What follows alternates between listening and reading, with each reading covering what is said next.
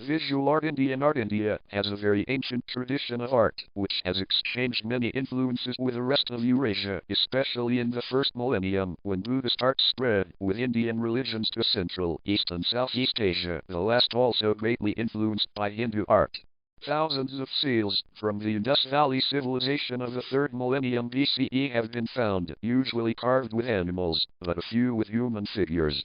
The Pashupati seal, excavated in Mohenjo-Daro, Pakistan, in 1928-29, is the best known. After this there is a long period, with virtually nothing surviving. Almost all surviving ancient Indian art thereafter is in various forms of religious sculpture, in durable materials, or coins. There was probably originally far more in wood, which is lost. In North India, Mauryan art is the first imperial movement. In the 1st millennium CE, Buddhist art spread with Indian religions to Central, East and Southeast Asia, the last also greatly influenced by Hindu art. Over the following centuries a distinctly Indian style of sculpting the human figure developed, with less interest in articulating precise anatomy than ancient Greek sculpture, but showing smoothly flowing forms expressing prana, breath, or life force. This is often complicated by the need to give figures multiple arms or heads, or represent different genders on the left and right of figures, as with the Ardhanarishvara form of Shiva and Parvati. Most of the earliest large sculpture is Buddhist, either excavated from Buddhist stupas such as Sankhi, Sarnath and Amaravati, or as rock-cut reliefs at sites such as Ajanta, Karla and Ellora. Hindu and Jain sites appear rather later.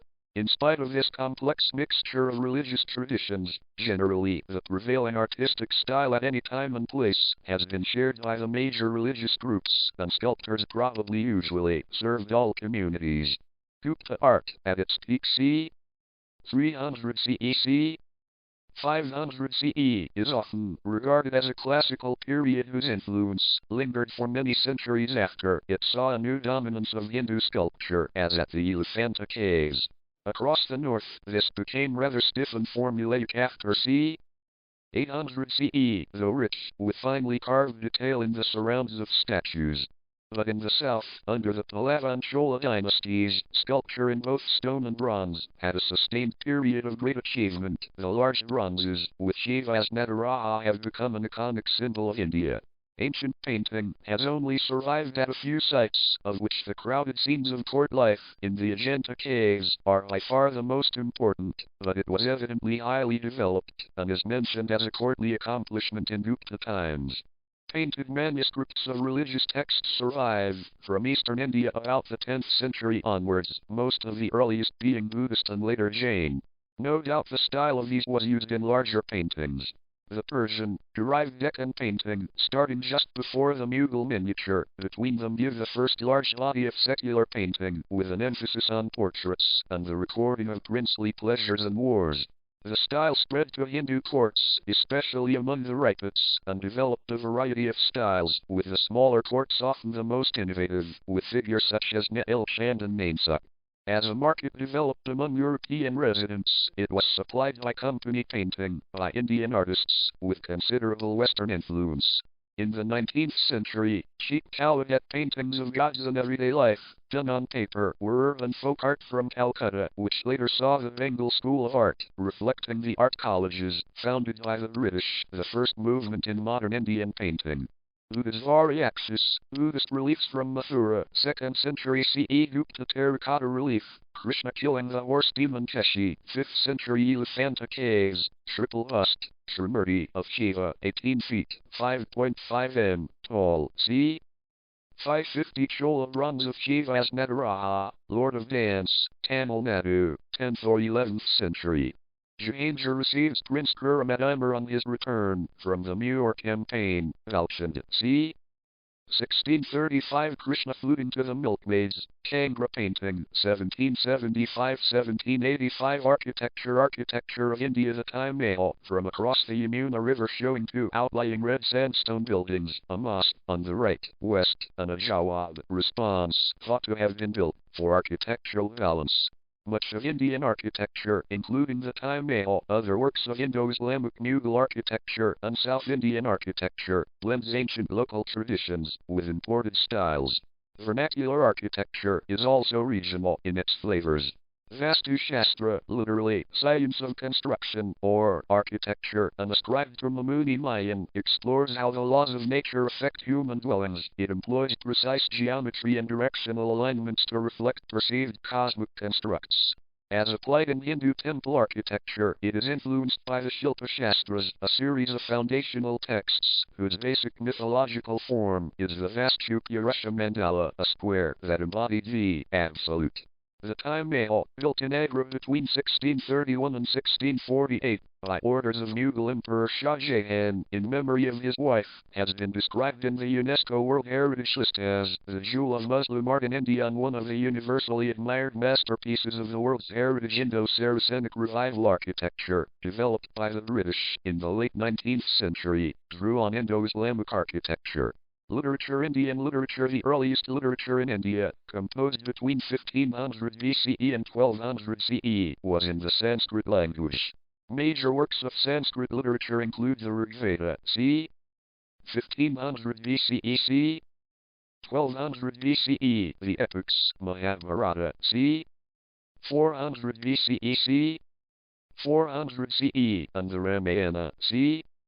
300 BCE and later, Abhyanasikuntalam, the recognition of Sakuntala and other dramas of Kalidasa and Mahakavya poetry. In Tamil literature, the Sangam literature consisting of 2,381 poems, composed by 473 poets, is the earliest work. From the 14th to the 18th centuries, India's literary traditions went through a period of drastic change because of the emergence of devotional poets like Kabir, Tulsidas, and Guru Nanak. This period was characterized by a varied and wide spectrum of thought and expression. As a consequence, medieval Indian literary works differed significantly from classical traditions. In the 19th century, Indian writers took a new interest in social questions and psychological descriptions. In the 20th century, Indian literature was influenced by the works of the Bengali poet, author and philosopher Rabindranath Tagore, who was a recipient of the Nobel Prize in Literature. Performing arts and media Music of India, dance in India, cinema of India, and television in India. India's National Academy of Performance Arts has recognized 8 Indian dance styles to be classical. One such is Kuchipudi shown here. Indian music ranges over various traditions and regional styles. Classical music encompasses 2 genres and their various folk offshoots, the northern Hindustani and southern Carnatic schools. Regional popular forms include filmy and folk music. The syncretic tradition of the waltz is a well-known form of the latter. Indian dance also features diverse folk and classical forms. Among the better-known folk dances are the Bhangra of Punjab, the Bihu of Assam, the Jhumar and Shah of Jharkhand, Odisha and West Bengal, Garba and Dandi of Gujarat, Ghumar of Rajasthan, and the Lavani of Maharashtra. 8 dance forms, many with narrative forms and mythological elements, have been accorded classical dance status by India's National Academy of Music, Dance, and Drama. These are Bharatanatyam of the state of Tamil Nadu, Kathak of Uttar Pradesh, Kathakali and Mohiniyattam of Kerala, Kuchipudi of Andhra Pradesh, Manipuri of Manipur, Odissi of Odisha, and the Satriya of Assam. Theatre in India melds music, dance, and improvised or written dialogue. Often based on Hindu mythology, but also borrowing from medieval romances or social and political events. Indian theatre includes the Bhave of Gujarat, the Jatra of West Bengal, the Nautanki and Ramlila of North India, Tamasha of Maharashtra, Rurkatha of Andhra Pradesh and Telangana, Terukuttu of Tamil Nadu, and the Yakshagana of Karnataka. India has a theatre training institute, the National School of Drama, NSD, that is situated at New Delhi. It is an autonomous organization under the Ministry of Culture, Government of India. The Indian film industry produces the world's most watched cinema. Established regional cinematic traditions exist in the Assamese, Bengali, Bhojpuri, Hindi, Kannada, Malayalam, Punjabi, Gujarati, Marathi, Odia, Tamil, and Telugu languages. The Hindi language film industry, Bollywood, is the largest sector, representing 43% of box office revenue, followed by the South Indian Telugu and Tamil film industries, which represent 36% combined. Television broadcasting began in India in 1959 as a state-run medium of communication and expanded slowly for more than 2 decades. The state monopoly on television broadcast ended in the 1990s.